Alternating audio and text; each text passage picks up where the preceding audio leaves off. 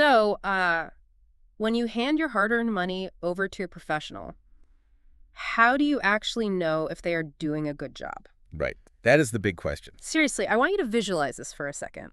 You open up that, that glossy quarterly report that comes in the mail, or maybe you just log into your online dashboard. Yeah, the one with the nice graphics. Exactly, the nice charts.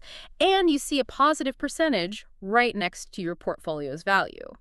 The line on the graph is, well, it's moving up and to the right. Which is what everyone wants to see. Right. And instantly, your brain releases this little hit of dopamine. You feel secure. You feel smart for hiring this person. But just pause for a second. Are they actually a financial genius? Or, did they just get incredibly lucky because the entire global market happened to go up that quarter? It is, it's the ultimate vulnerability, isn't it? I mean, you are handing over the product of your life's labor to someone else entirely. Yeah. And our basic human instinct is to simply look at the bottom line, the raw percentage return. We just want the final score of the game. Right. Just tell me if I won or lost. Exactly. But relying on that raw score is, well, it's incredibly dangerous. It completely ignores all the invisible underlying risks that they took to achieve that number. And worse, it often masks this labyrinth of true costs hiding deep in the fine print of your client agreement. Which means you might be paying these premium top-tier fees for a supposed master strategist, when in reality you're just funding the lavish lifestyle of a glorified index fund manager who's just toasting on a massive bull market. Precisely. We need a way to audit the auditors. We need to know exactly what the insiders know. And that brings us to the source material for our deep dive today. We actually got our hands on the NISM workbook for portfolio management services distributors. Yes, the NISM workbook. Specifically, we are zooming all the way in on Chapter 10, which is called Performance Measurement and Evaluation of Portfolio Managers. And I should say right up front, this is not light reading. No, not at all. It is dense, highly technical, academic certification material. It's literally the textbook used to train the professionals who manage wealth. Right. So our mission today is to essentially translate that complex mathematical text into a really practical, razor-sharp toolkit for you. Because, just knowing a formula is useless. Understanding the logic behind the formula, that's what actually gives you power. Exactly. And by the time we finish this conversation, you will have the exact analytical frameworks that institutional investors use to, strip away all that marketing fluff and evaluate the cold, hard reality of money management. It's the goal. Okay, so let's unpack this. We have to start where the deception usually begins, right? Yeah. The illusion of returns. The text introduces this really foundational concept under rate of return measures. Nice. And the absolute simplest metric they give us, the one you probably see on page 1 of your glossy brochure, is the holding period return, or HPR. Right, the HPR. The premise of HPR is it's very straightforward. It's simply a point-to-point measurement. You are basically calculating the total return you earned over the specific fixed period that you held the investment. And the formula they provide in the book makes intuitive sense. You basically take your ending value, you subtract your beginning value, and that finds your capital gain. Correct.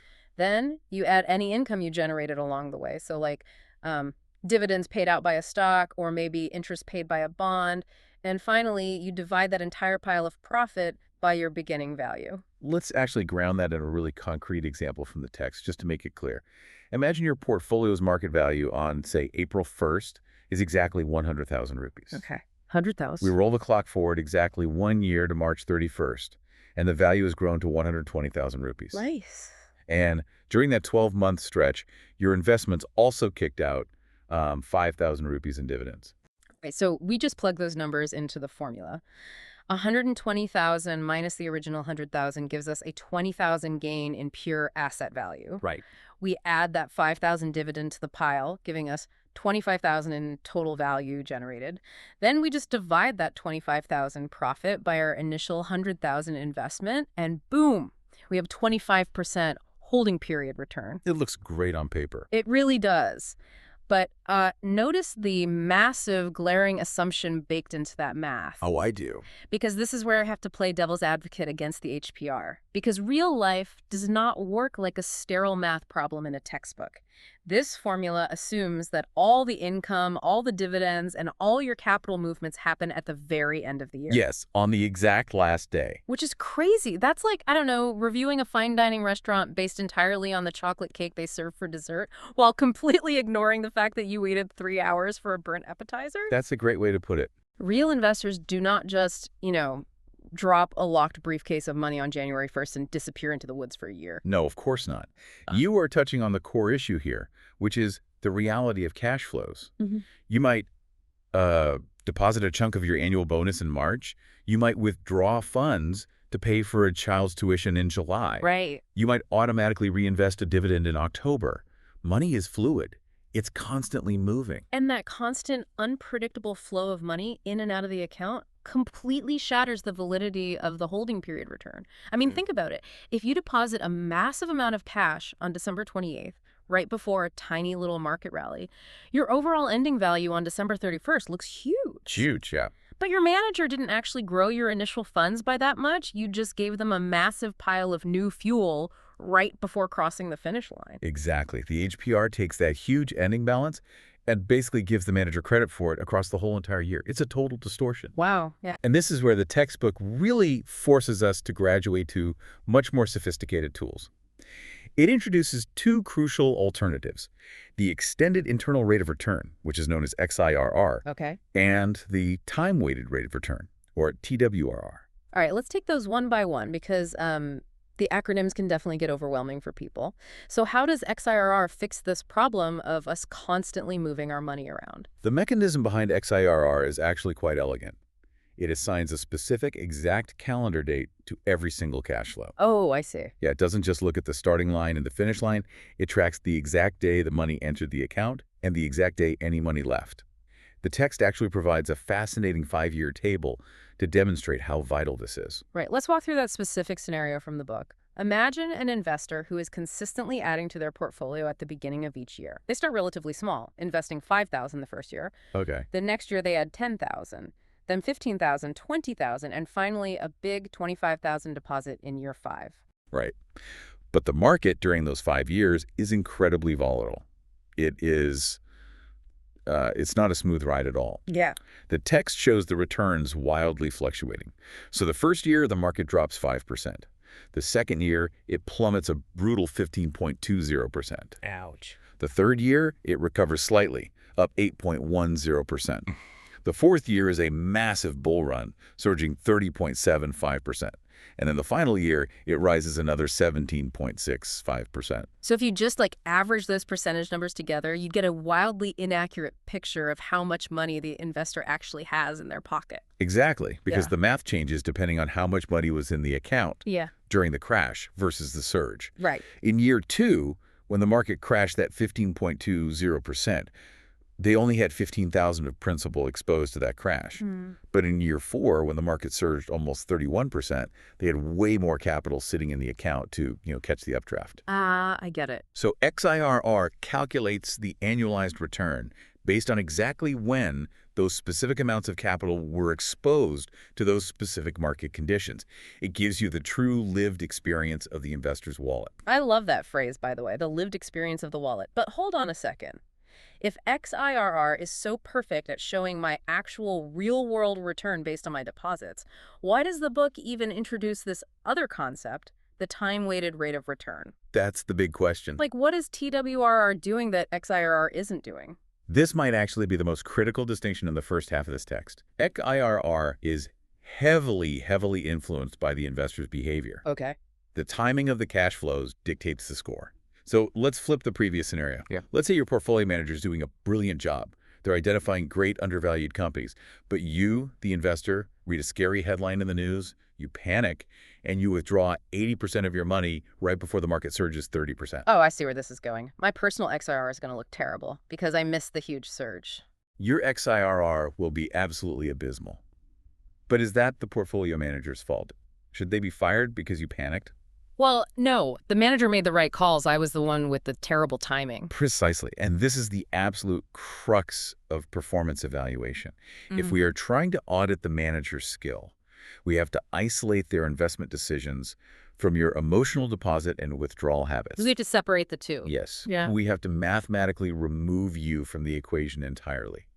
That is the sole purpose of the time-weighted rate of return. It completely eliminates the effects of external cash flows. Okay, I hear you, but my brain is sort of snagging on how that is mathematically possible. How do you calculate a return on an account while simultaneously pretending that the money I just added or subtracted doesn't exist? Okay, let's freeze the timeline. Imagine a camera taking a snapshot.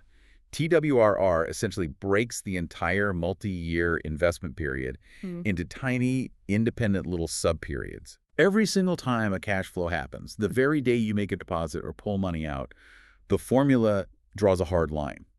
It marks the end of one sub-period and the beginning of a new one. Okay, so if I deposit money on, say, March 14th, the period from January 1st to March 13th is just sealed off in a vacuum and graded all by itself. Yes, exactly. It calculates the pure percentage return for that specific little sub-period based only on the assets that were in there at the time. Then it starts a brand new sub-period on March 15th with the new balance. Right. Once it has the pure percentages for all these little chunks of time, it links them all together geometrically to get the total return. When you say geometrically, we probably need to clarify that for a listener who isn't, a math major.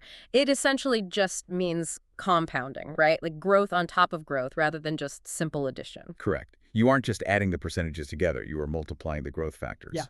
But the key takeaway here is the mechanism itself. By breaking the timeline into chunks every time money moves, it isolates the exact rate at which the underlying assets grew or shrank. Which is completely untainted by the size of my deposits. Exactly, untainted. So, to summarize the toolkit so far for you listening, if you want to know how much wealth you personally built, look at XIR. But if you want to judge the pure, unadulterated skill of the professional you hired, demand to see the TWRR. That is the golden rule. Never judge a manager by XIRR and never plan your retirement based on TWRR. Man, that's a great rule of thumb. Okay, let's pivot slightly because understanding the pure return is, well, it's really only half the battle of the bottom line. Now we have to face the brutal, totally unavoidable reality of fees. Yes, the fees. And I have to say, the fee waterfall example in Chapter 10 is genuinely eye-opening. Like, we need to walk through this math painstakingly, step by step, because this is where the illusion of the marketing brochure really shatters into a million pieces. The compounding effect of fees is truly the silent killer of wealth. So let's break down their exact scenario. Okay, imagine you have a 100 lakh portfolio. Now, for context, 100 lakhs is 10 million rupees. So your manager has a phenomenal year and generates a 20% gross return.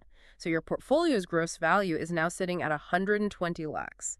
Which feels amazing. You see the 20% number, you are thrilled, you think you just made 20 lakhs in pure profit, but wait, the waterfall begins. First, we have to deduct the operating expenses. Custody fees, audit fees, fund accounting. The text uses an estimate of 0.50%. And that 0.50% knocks 60,000 rupees right off the top. So your 120 lakhs is already down to 11,940,000. Wow. And we are just clearing our throats here. Seriously. Next comes the fixed management fee. The text uses a standard 1.5%.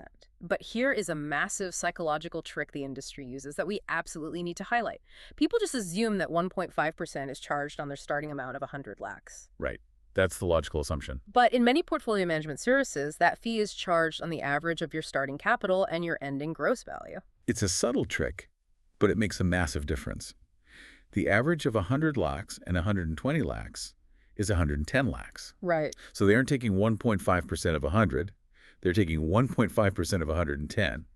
That is another 165,000 rupees gone. So now your balance drops to 11,775,000. And now we hit the heavy hitter, the performance fee. The book's example assumes a 10% hurdle rate. Let's explain what a hurdle rate is.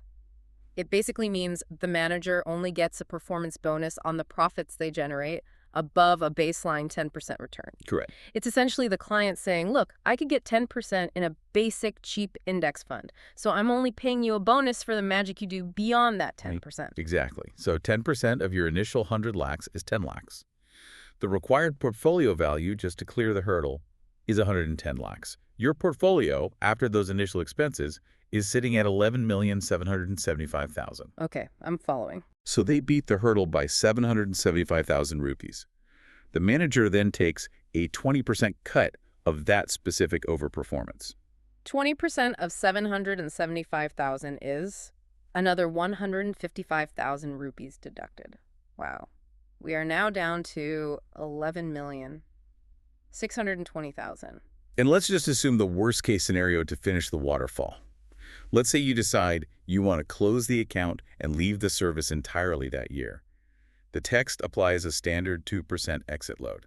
Let's quickly define exit load for the uninitiated, because honestly, it just sounds like a toll booth. That's exactly what it is. It's a penalty fee designed to discourage you from taking your own money out early.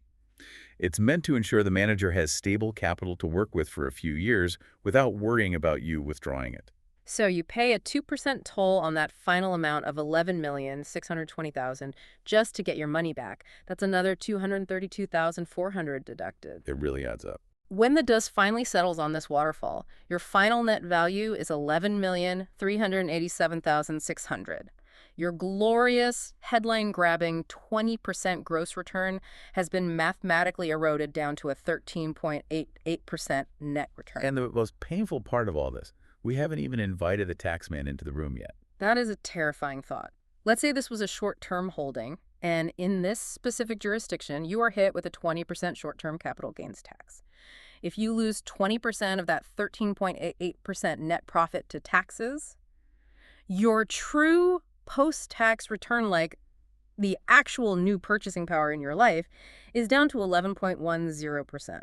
And there is a critical, truly devastating rule highlighted in the text regarding taxes that investors almost always miss. What's that? In many structures, especially portfolio management services, those hefty management and performance fees we just deducted are not tax deductible against your capital gains.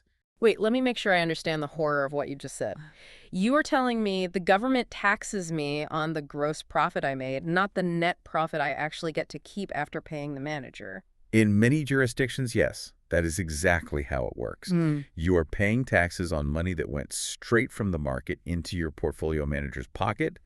It never even touched your bank account, but you carry the tax burden for it. Man. So what does this all actually mean for you listening? It means a 20% return on a glossy marketing brochure is an 11% reality for your actual wallet. Exactly. It means if a manager is charging high fees, they don't just need to beat the market slightly. They have to absolutely crush the market just for you to break even against a low-cost index fund. Which transitions us perfectly to the other side of the coin. If a manager is forced to chase massive returns just to justify their fees and clear their hurdle rates, how are they doing it? They are doing it by taking on risk. Right. Unpacking risk. When the average person on the street hears the word risk in the context of investing, they just think, oh, I'm going to lose all my money. It's totally synonymous with danger or bankruptcy. Yes, that's a common perception. But the text defines it entirely differently. In finance, risk isn't just a measure of loss. Risk is mathematically defined as variability or dispersion from the expected average. It is basically the measure of uncertainty. Okay, variability. Consider a hypothetical scenario. You expect a 10% return on an investment, and for 5 years in a row, you get exactly 10.0%. No surprises whatsoever. In finance, that investment has zero risk. Because it's perfectly predictable. Exactly. But let's say another investment averages 10% over 5 years, but the path to get there is totally chaotic. One year it's up 30%, the next year it drops 10%, then it surges 40%, then drops 20%. Right. The average is the same, 10%. But the risk is incredibly high because of that wild stomach-churning fluctuation. And to measure this wildness, the text points us to the concepts of standard deviation and variance. And I think we should point out, standard deviation is not just a finance term. It's arguably the most universal measurement tool across all of statistics and science. It absolutely is. I mean, whether a botanist is measuring the variance in the height of oak trees in a forest, or a meteorologist is tracking rainfall in a city, or a portfolio manager is tracking the daily returns of a stock. Standard deviation tells you how wildly the data swings away from the boring, stable middle. Let's use a business example to make it stick. Think of a massive, heavily regulated utility company that provides electricity to a major city. Their revenue is almost entirely predictable. People pay their power bills every single month. Right. The stock price might move up a little or down a little, but it stays clustered really tight around the average. That stock has a very low standard deviation. Now, contrast that utility company with a small biotech startup that is, say, waiting on FDA approval for a single experimental cancer drug. Oh, wow. If the drug is approved, the stock goes up 500%. If it is rejected, the stock goes to absolute zero. The daily price swings wildly based on every tiny rumor on the internet. That stock has a massive standard deviation. It represents total risk. Total risk. But the text makes a really interesting distinction here between total risk and downside risk, which they call semi-variance. Yes. And I think this reflects basic human psychology perfectly.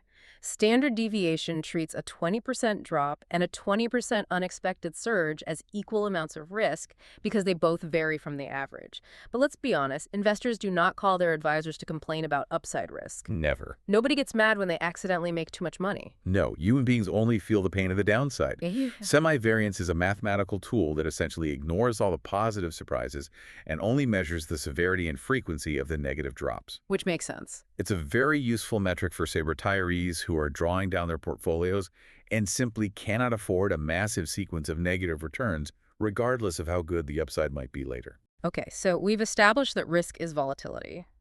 But the text goes deeper, and this is a vital concept for anyone paying a professional. It breaks risk down into two distinct layers: unsystematic risk and systematic risk. Yes. Let me try an analogy here to see if I have this locked in. I'm ready for it. Let's hear it. Imagine you own a factory that makes shoes. Unsystematic risk is like a localized freak lightning storm hitting your one specific factory, starting a fire, and halting production. That risk is unique to your company alone. Okay. You can protect yourself from that risk by owning 10 different shoe factories spread across 10 different cities. If one burns down, the other 9 keep you profitable. That is diversification. That is a perfect illustration of unsystematic risk. Yeah. It is idiosyncratic. It's a risk that a specific company's CEO gets caught in a scandal or a specific supply chain breaks down. You can completely mathematically eliminate this risk simply by holding a broad basket of different stocks. Right. But systematic risk, that is entirely different. Systematic risk is like gravity or like a shift in global climate change. It doesn't matter how many factories you own or what cities they are in. If the sea level rises and swallows the entire coast, all of the factories are affected. Yes. In the financial markets, systematic risk is the macro environment. It's interest rate hikes by the central bank. It's runaway inflation, global pandemics, or sudden economic recessions. You cannot diversify away from gravity. You've hit the nail on the head. And because you cannot diversify away from it, the market needs a way to measure how strongly a particular stock or portfolio is affected by that gravity.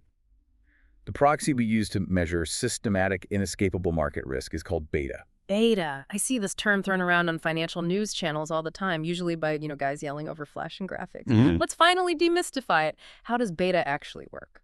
Beta is a relative metric.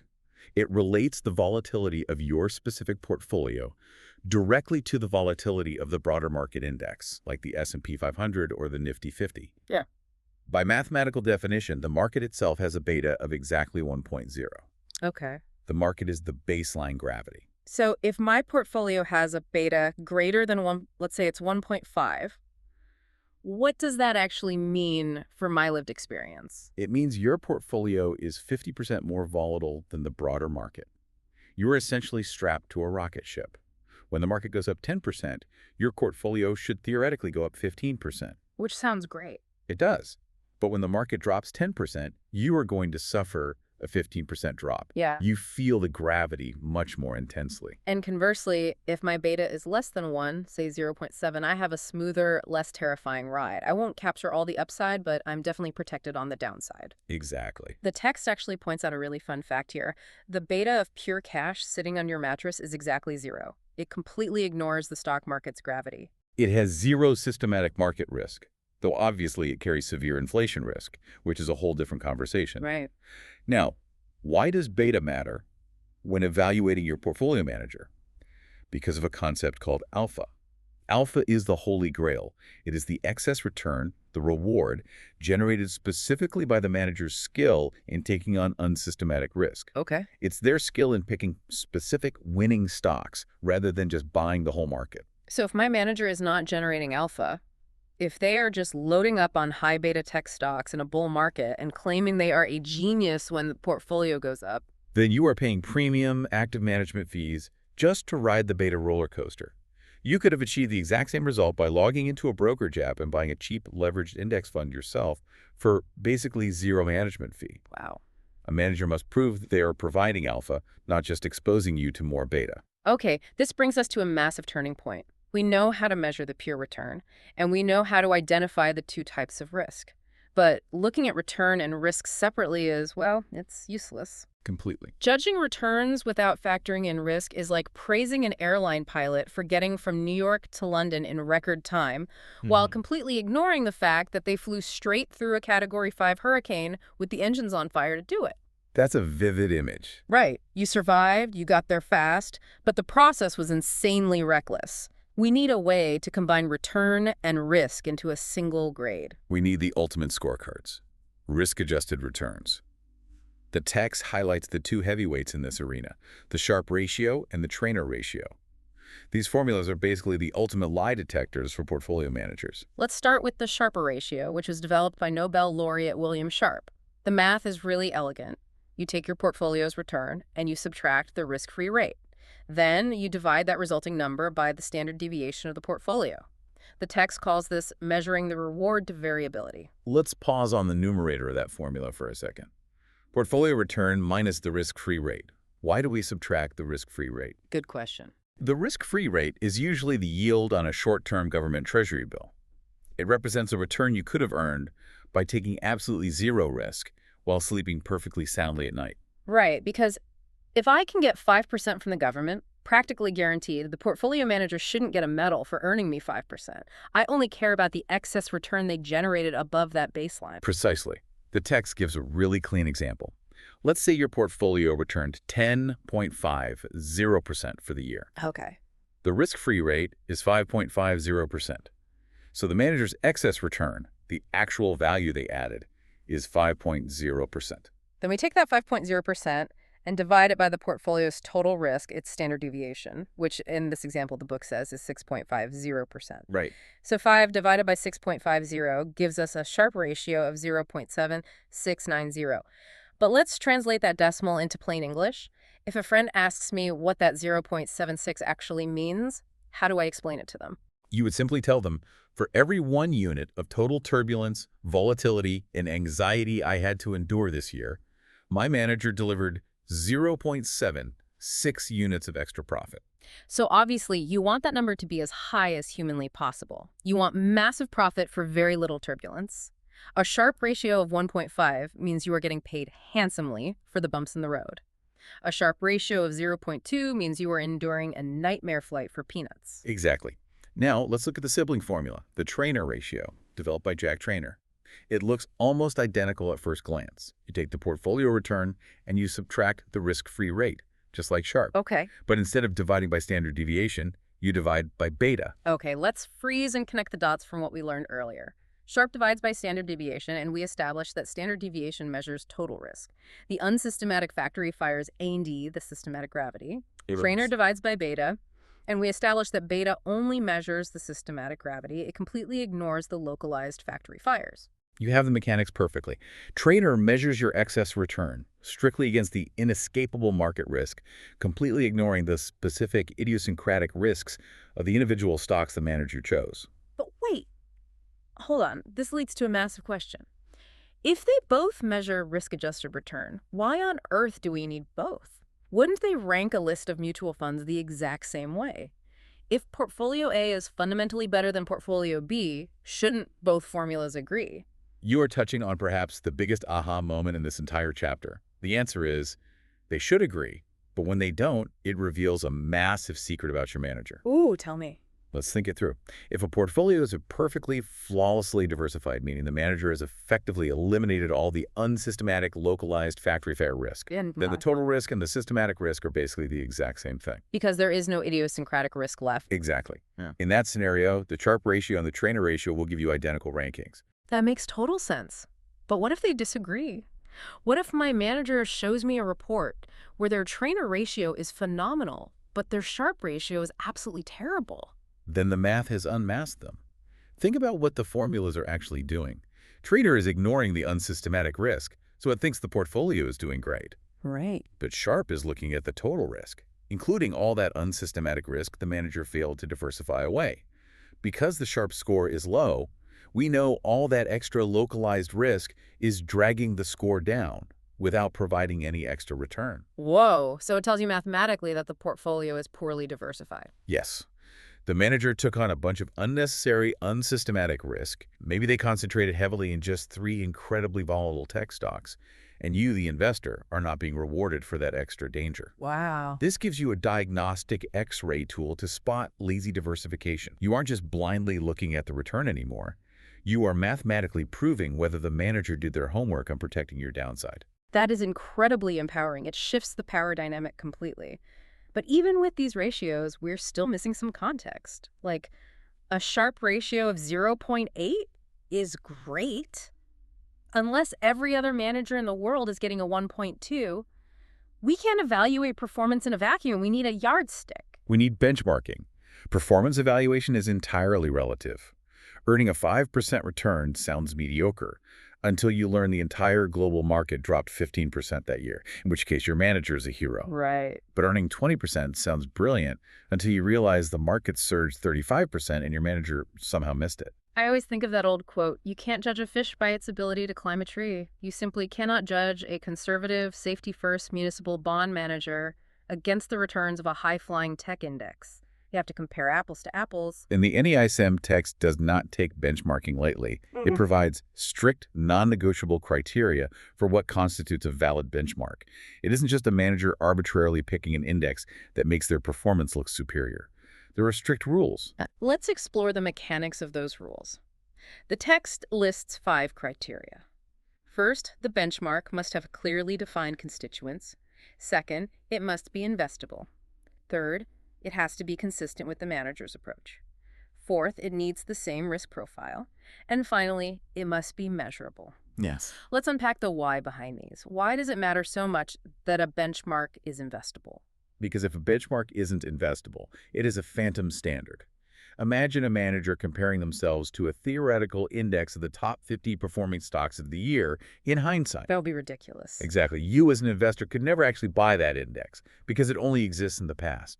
An investable benchmark means you could realistically take your money away from the active manager, open a brokerage account, and just buy an ETF that tracks that exact benchmark for a fraction of the cost. Right. The benchmark must represent your actual real-world alternative. That makes perfect sense. If they aren't beating the alternative, I could just buy myself. Why am I paying them?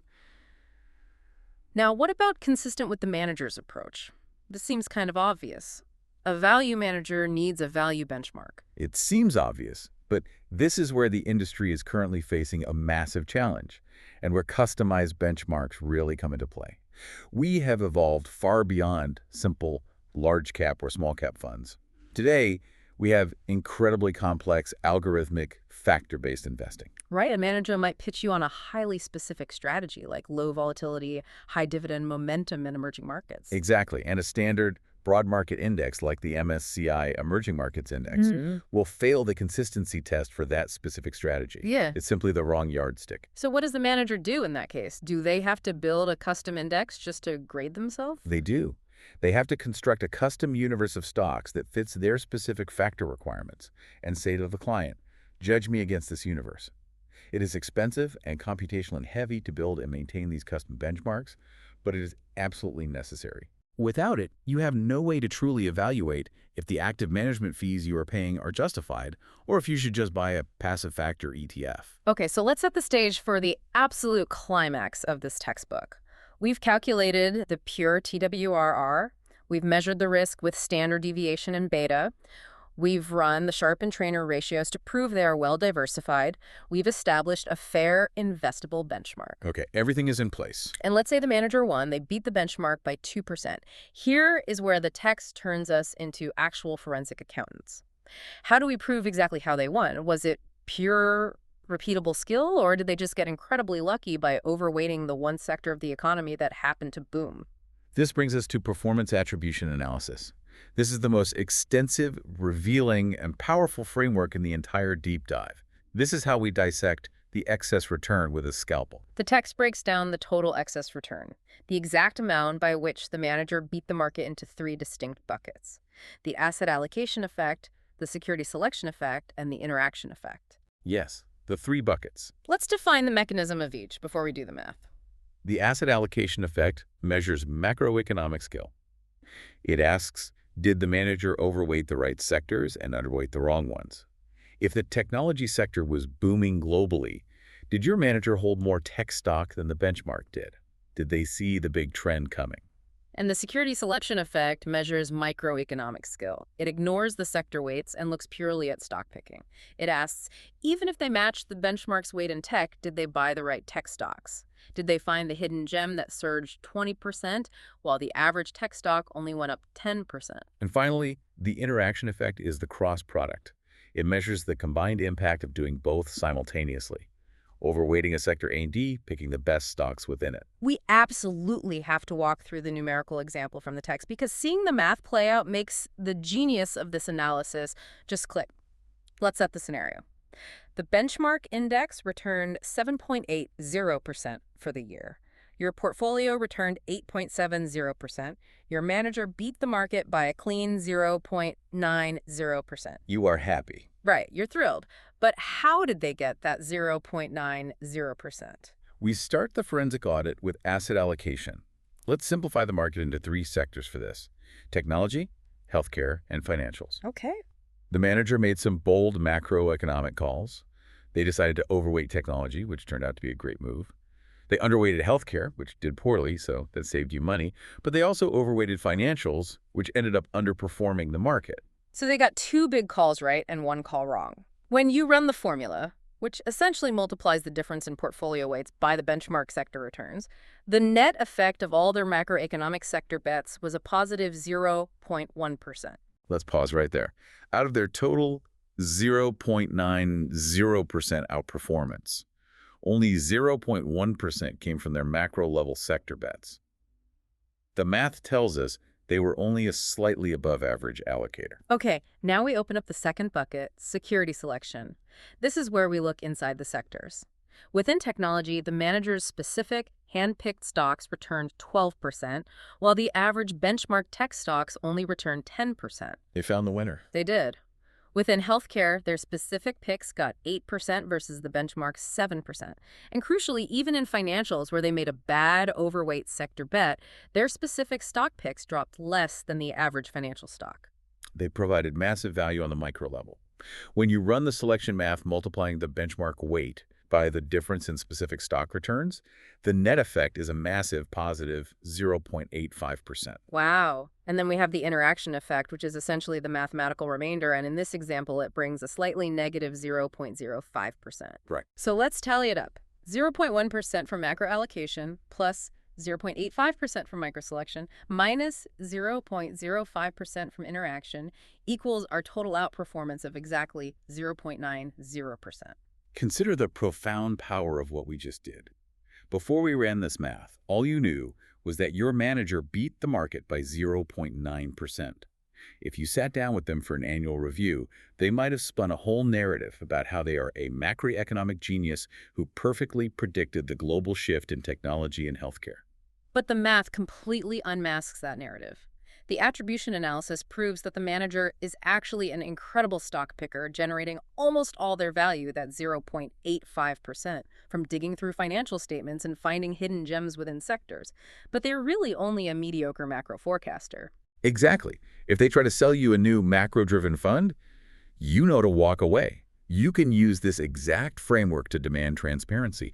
It proves whether you are paying for true, repeatable skill in a specific measurable area, or if they just got dumb luck by having too much of your money in one lucky sector that bailed out their bad stock picks. It is the ultimate lie detector test. But as we reach the end of Chapter 10, there is one final, really crucial piece of the puzzle regarding valuation and due diligence. And I have to ask a highly skeptical question that has been bothering me for the last hour. Skepticism is an investor's best friend. Let's hear it. We've talked extensively about fees being a percentage of the total portfolio value. If a manager's paycheck depends entirely on the value of the assets they manage, what stops them from simply inflating the value of those assets? Yes. Like, if it's a publicly traded stock on the exchange, the price is the price. Everyone can see it. But what about hard-to-price, illiquid assets? What if the manager bought a bunch of unlisted corporate debt or complex money market instruments that don't trade every day? Can't they just write down on their spreadsheet that the debt is worth 20% more, juice their own fee, and claim a higher return?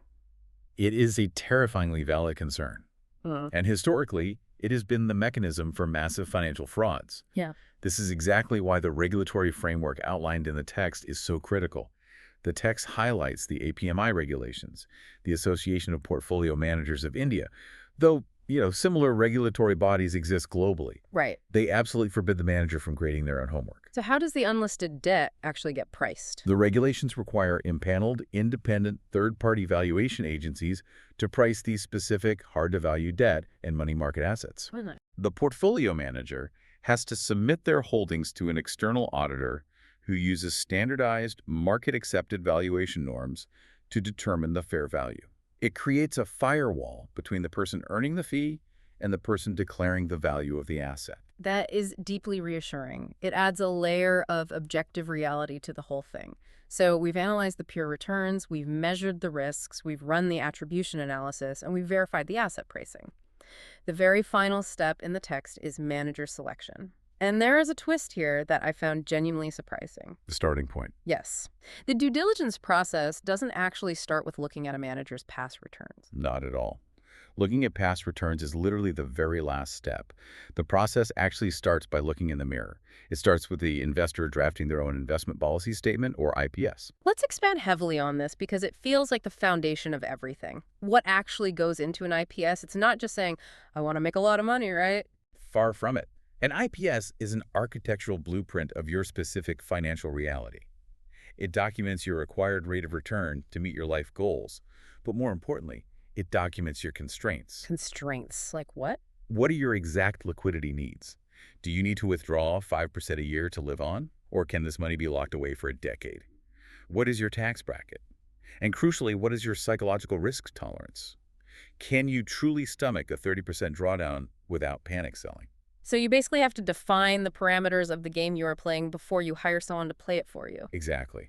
Because then, and only then, do you go out into the market to find a manager whose investment philosophy, their process, and their style naturally express your IPS. I see. If your IPS clearly states that you require high liquidity to pay for upcoming expenses, and you have a very low psychological tolerance for volatility, and you go out and hire a manager who specializes in illiquid high-beta microcap stocks just because they had a screaming 40% return last year. That is a recipe for disaster. That is not a failure of the manager if the portfolio crashes. That is a massive failure of due diligence on your part. You hired a hammer to turn a screw. It is the most common mistake in investing, chasing returns instead of matching philosophies. Let's recap the incredible journey this textbook has taken us on today. We started by dismantling the illusion of the gross return. We saw how measuring purely from point A to point B with the holding period return completely hides the truth of cash flows. You did. We learned how TWRR mathematically freezes time to strip away our own bad timing, isolating the manager's pure skill. We watched the brutal reality of the fee waterfall devour a 20% gross return down to a fraction of that in real purchasing power. Then we confronted the true cost of risk. We moved past the primal fear of simply losing money to understanding standard deviation and beta as measures of variability.